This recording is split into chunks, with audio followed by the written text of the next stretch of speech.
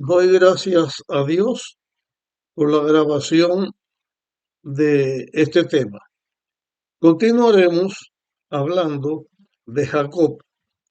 Ahora, después que tuvo la experiencia con Labán, en el capítulo 32 de Génesis, eh, dice, Jacob siguió su camino y ángeles de Dios salieron a su encuentro. Cuando los vio, dijo, campamento de Dios es este, y llamó a ese lugar Mahanaim,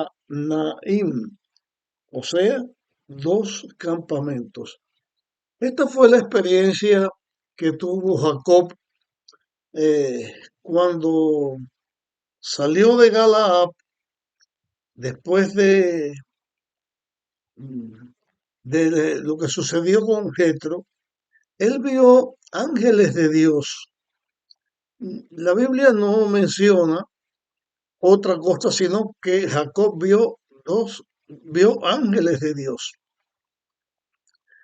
Y entonces él le llamó a ese lugar Mahanaim, o sea, eh, lo llamó así porque significaba dos campamentos. O sea, Jacob está señalando algo que él no había visto. Él había sentido la protección de Dios que sin duda estaba presente porque Labán vino para hacerle daño. Pero Dios intervino, habló con Labán por la noche, en el sueño, las cosas cambiaron y Labán se fue haciendo un pacto con Jacob. Pero Jacob supo que Dios lo había protegido. Dios le permitió ver los ángeles. Por eso eh, Jacob, aquí en la Biblia se presenta como que habían dos campamentos. Uno, Jacob, que estaba acampando en este lugar, y otro, cerca de Jacob, un campamento de ángeles de Dios. En realidad, los ángeles de Dios no necesitan hacer campamentos como los hombres. Ellos son otros seres que Dios ha creado con otras facultades que los seres humanos no tenemos. Pero lo que está enseñando aquí es la protección de Dios a sus hijos. Cuando un hijo de Dios está en peligro, Dios envía auxilio para proteger a sus hijos. En el libro de Hebreos dice la palabra que los ángeles son como espíritus ministradores en favor de los que siguen a Dios. Y aquí Jacob es consciente de que Dios está cerca de él para protegerlo. Y aquí no solamente es que está hablando que ve los dos campamentos, sino la experiencia que él pasó con Labán, pero la experiencia que iba a pasar con Esaú. Porque cuando él sale huyendo de Labán, Jacob lleva otra carga encima. Sabe que Dios le dijo que subiera, pero él tiene una carga porque él sabe el pecado que él cometió. Él sabe la falta que él cometió, cómo engañó a su padre, cómo actuó en contra de su hermano. En vez de confiar en Dios, Jacob sabe que el fruto de lo que él había hecho podía costarle la vida a él y a su propia familia, que Esaú podía venir a destruirlo. Que se tenga la visión de los ángeles y que tenga la seguridad de este campamento fue algo que Dios permitió para darle protección a Jacob, para que Jacob supiera que Dios iba a estar con él. Y en lo que vamos a analizar más adelante en este capítulo, quiero puntualizar algunas cosas que pasan con nosotros los seres humanos. Pero sí quiero decir desde este momento, así como Jacob estaba en un momento difícil de su vida, haciéndole frente a los peligros con los seres humanos y haciéndole frente al ataque de Satanás, así los seguidores de Dios en nuestras vidas también tenemos momentos difíciles. Porque como Jacob, también nosotros podemos cometer errores, podemos fallar, podemos cometer pecados, pero cada vez que uno comete un error, comete un pecado, las consecuencias vienen. Y nosotros en la experiencia de nuestra vida, en nuestra propia lucha por alcanzar la salvación, donde por fe aceptamos lo que Dios hace por nosotros, pero tenemos una lucha particular nuestra por nuestras inclinaciones, por nuestra situación de ser humano, que somos inclinados al mal. Tenemos que enfrentar momentos difíciles. Y aquí creo que no solamente este texto está para darle a Jacob la seguridad del cuidado de Dios con respecto a lo que iba a experimentar con su hermano, sino que para nosotros mismos sirve, para mí mismo sirve, para saber que en las luchas de la vida, en las luchas contra el pecado, en las distintas situaciones que los humanos tenemos que pasar, no estamos solos. Dios está con nosotros. Yo recuerdo cuando era un niño que mi madre me enseñó unos textos de la Biblia. Un texto decía, el ángel de Jehová acampa en derredor de los que le temen y los defiende. Y a la hora de dormir me enseñó un texto que decía, en paz me acostaré, asimismo dormiré, porque solo tú, Jehová, me haces estar confiado. Y esta experiencia de Jacob es lo que está diciendo la Biblia en estos textos que he mencionado en los Salmos. Dios está a nuestro cuidado y esto debe darnos fe, esto debe darnos seguridad para saber que en nuestra lucha contra el mal no estamos solos. Dios está con nosotros y finalmente nos va a dar la victoria. Bueno, vamos a continuar con lo que dice la Biblia aquí. Y Jacob envió mensajeros delante de sí a su hermano Esaú, porque él tenía que enfrentarse con Esaú. Y Jacob mandó mensajeros a Seir, el campo de Edom, donde Esaú estaba.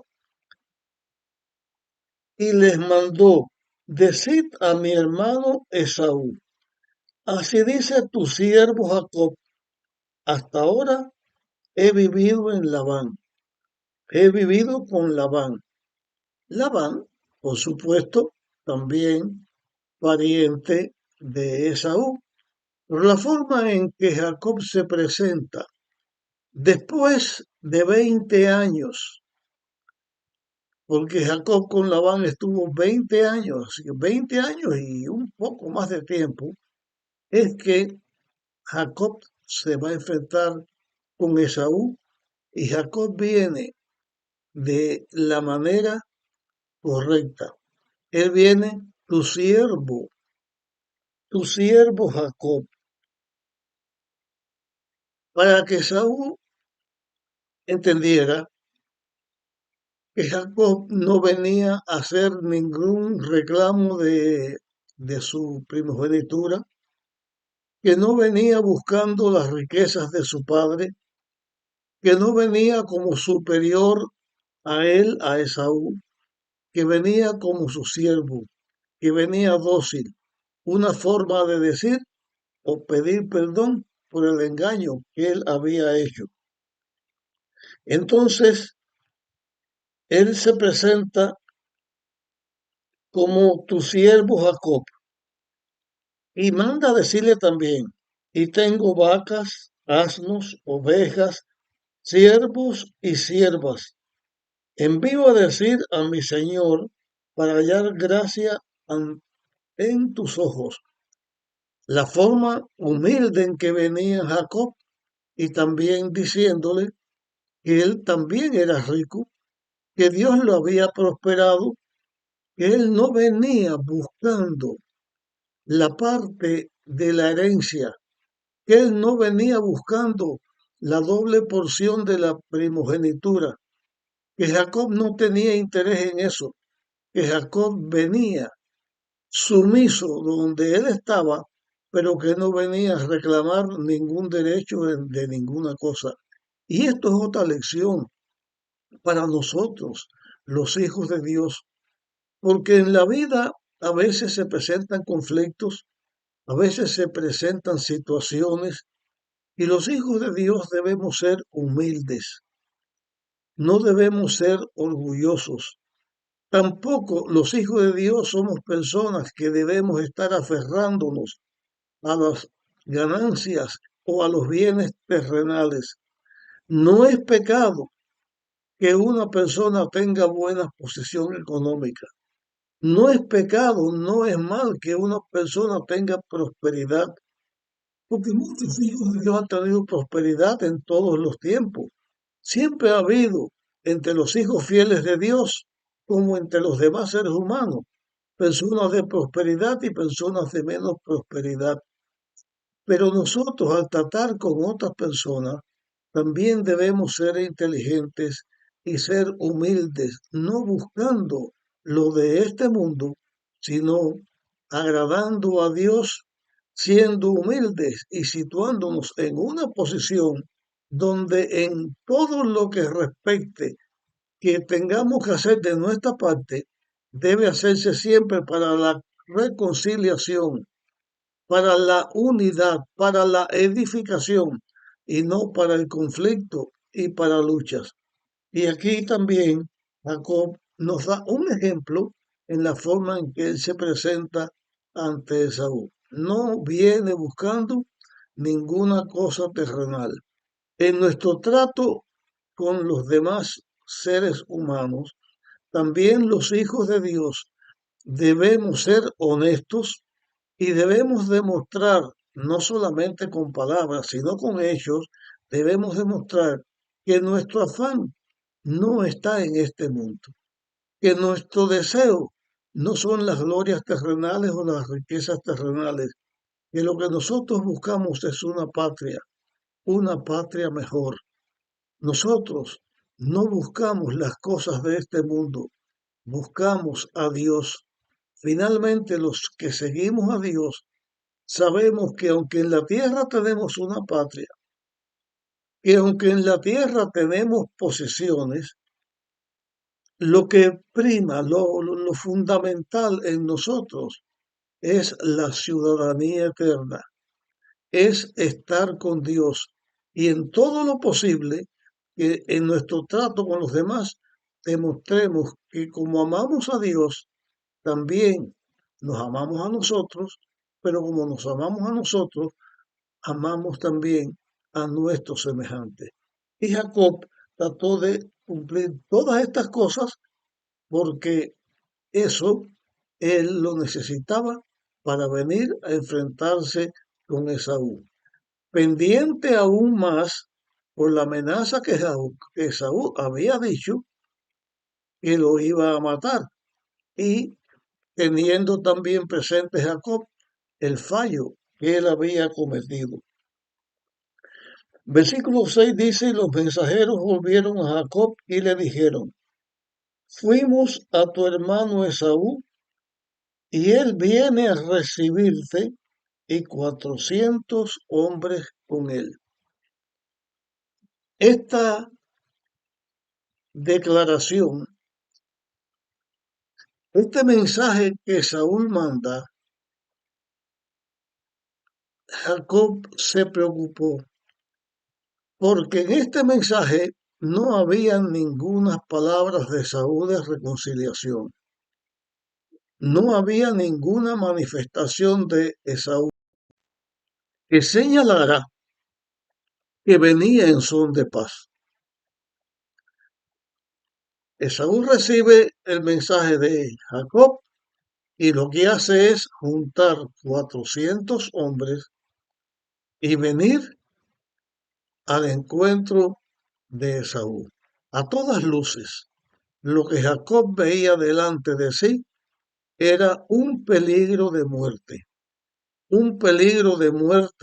seguro, porque Esaú venía con 400 hombres y eso no lo hacía demostrando que venía a un encuentro, a una reconciliación, que venía a un encuentro amistoso, que no venía eh, para bien contra Jacob, sino en una contienda, en una lucha contra Jacob.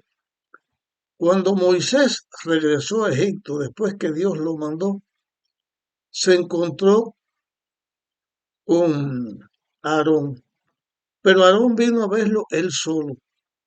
Hay una diferencia. Cuando Labán vino detrás de Jacob para hacerle daño, Labán no vino solo. Buscó a sus parientes, los armó y vino contra Jacob. Ahora Jacob, después de lo que él hizo, todo lo que él hizo para buscar la paz, encuentra que su hermano viene contra él con 400 hombres. El panorama apuntaba a presagio, señalaba a lo malo, no al bien, pero Jacob había tenido una experiencia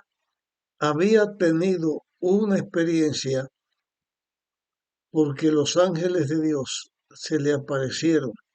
Dos campamentos, decía Jacob, el mío y el de los ángeles. Dios iba a ayudar a Jacob y Jacob, aunque temía y aunque le pidió a Dios por esto, también podía tener la seguridad que Dios le iba a ayudar. Y una vez más, en nuestras luchas de la vida, cuando tengamos que enfrentar peligros y dificultades, tengamos presente, Dios es nuestro amparo y fortaleza, nuestro pronto auxilio en las tribulaciones. Por lo tanto, no debemos temer, sino tener fe en Dios y confiar en Él. Hasta aquí llegamos con nuestro tema. Compártelos con otros para que también puedan ser beneficiados. Seguiremos con esta historia de Jacob. Nos vemos.